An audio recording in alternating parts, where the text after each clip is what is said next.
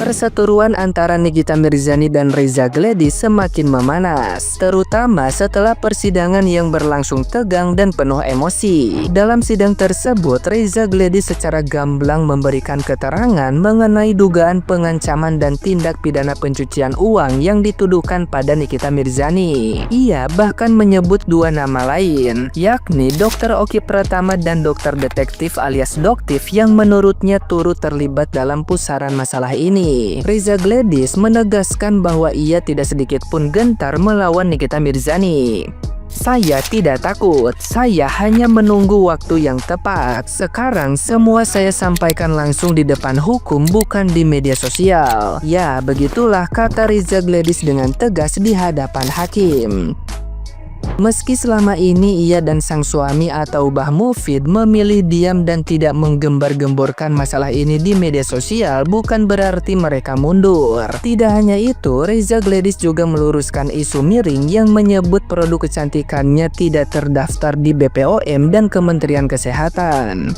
Selama ini saya dicap menjual produk berbahaya. Faktanya, treatment tersebut legal, terdaftar dan sudah dihentikan sejak sebelum kasus ini muncul. Tuduhan yang dibuat hanya untuk menggiring opini. Ya, begitulah lanjut Reza Gladys. Dalam penutupannya, Reza Gladys membalas tudingan Nikita Mirzani yang menyebut dirinya pengecut.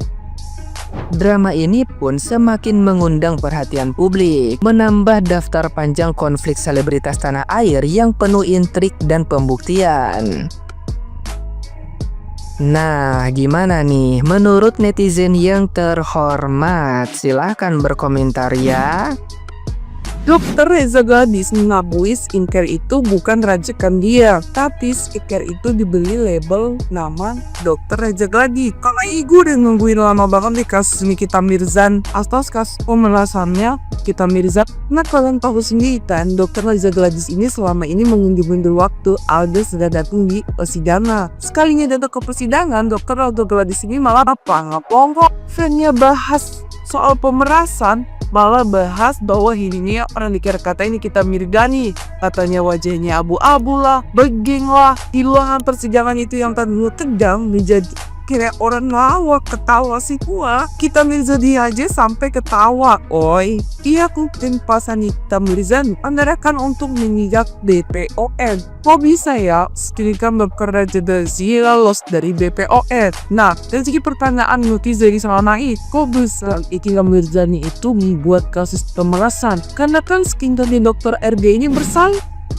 Nah, mana nih pendukungnya RG? Mana nih pendukungnya RG ya? Yang katanya nggak terima kalau dibilang mafia skincare. Mana nih? Di persidangan kemarin si RG udah mengakui kalau si produk ini dijadikan treatment di kliniknya. Nah, apakah produk ini punya dia? Bukan produk dia rupanya. Bahkan dia menempelkan stiker label atau brand dia di produk itu. Dan parahnya lagi, produk ini tidak ber-BPOM. Jadi sudah jelas dong kalau tim kalian ini adalah definitely, absolutely, truly mafia skincare. Gak usah ngelak lagi tim RG itu, kayak si Mencret ya, kayak si Nepos ya kan, gak terima. Dia bahkan melempar balik lagi, katanya itu mereka yang mafia skincare. Sudah jelas ya, kamu mengganti label yang tidak ber-BPOM yang parahnya ya, kamu gunakan di klinik kamu. Ya, apa itu namanya kalau bukan mafia skincare? Dan yang lebih gilanya lagi, ini rupanya tuh masalah pribadi, bukan masalah produk ya. Masalah pribadi yang nggak diterima, mukanya abu-abu, dibilangnya abu-abu. Ini sebenarnya RG, lo mau masalahin itu di bidang mana nih?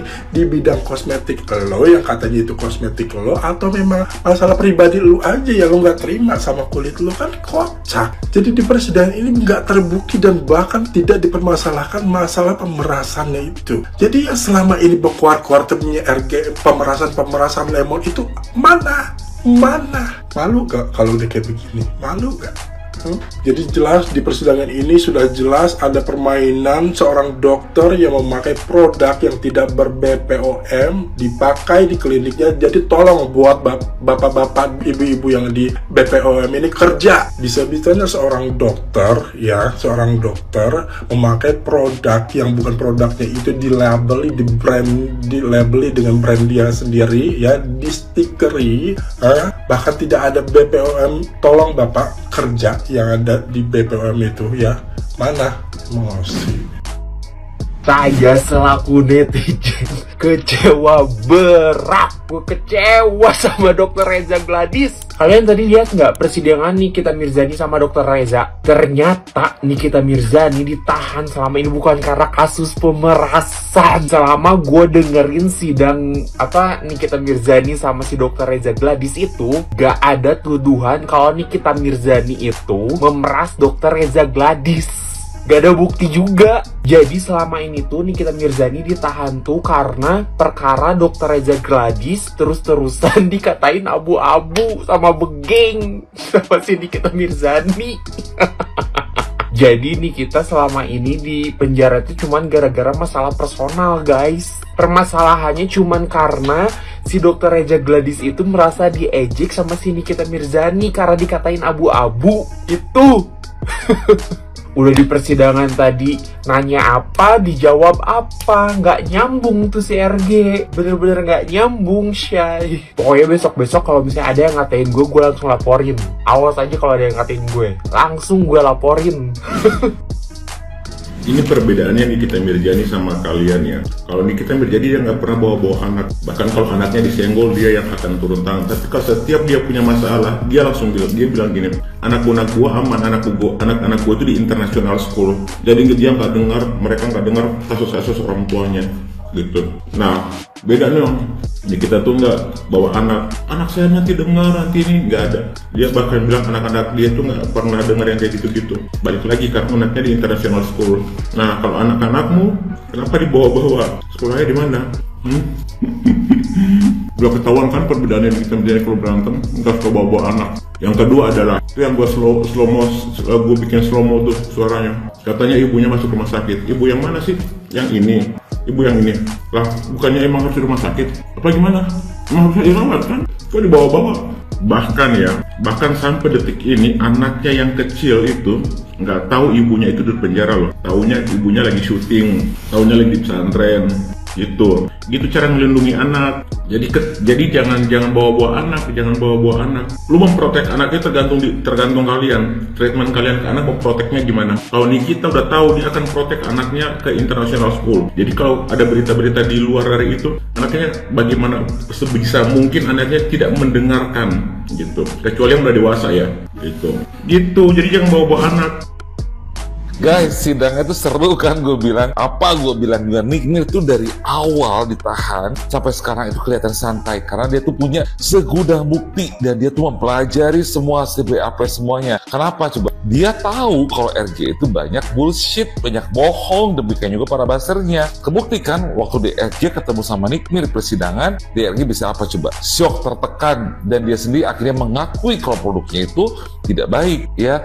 Dan Nick Mir itu benar-benar menguasai semua bahan yang ada dan dia tahu kalau DRG itu mungkin banyak kebohongan atau apapun itu, amnesia lah atau apalah, makanya dia mempelajari semuanya. Kebalik dengan si RG itu kelihatannya nggak tahu apa-apa soal BAP-nya, makanya benar dia bilang di briefing sama siapa tuh DRG. Dan kalau gue lihat nih ya, dari semua persidangan yang ada, gue ngambil kesimpulan kalau DRG ini sebenarnya bukan mempermasalahkan soal duitnya ini, tapi soal sakit hatinya. Dipanggil begeng lah, dipanggil abu-abu lah sama Nick Mir ini. Dan kelihatan banget nih ya, waktu DRG bilang gitu ke hakim kalau Nick Mir itu bilang dia begeng, bilang dia itu abu-abu, kesannya tuh kayak anak kecil ngadu ke bapaknya gitu loh.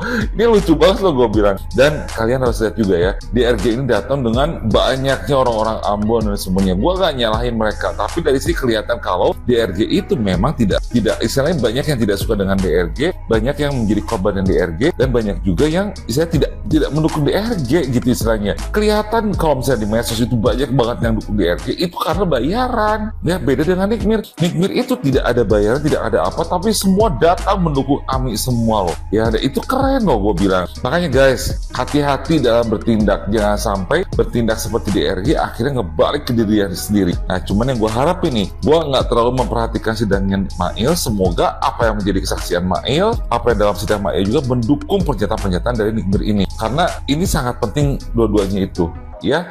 Dan gue cuma bilang ke DRG aja, kasihan DRG, lu istilahnya main api sendiri loh gue bilang ya. Jadi aduh, siap-siap deh berbalik lu yang kena tahanan deh, walaupun gak kena sama Nikmir nih ya, sama Badan POM lu pasti kena kalau kejadian kayak gini loh gue bilang ya.